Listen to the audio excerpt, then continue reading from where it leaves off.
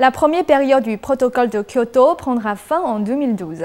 Dans cette perspective, les dirigeants de 139 pays participeront à une conférence internationale sur le climat à Durban, en Afrique du Sud.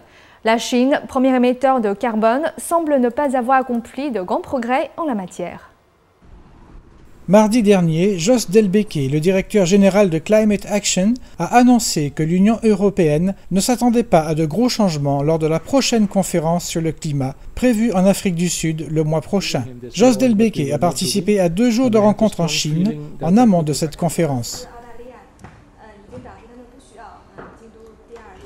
So I'm very confident that also in Durban, on very important issues, we will be able to make a next step.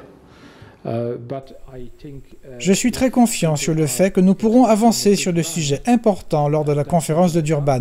Mais si les gens s'attendent à une révolution, ce n'est pas ce qui est prévu et ce n'est pas ce à quoi nous nous attendons.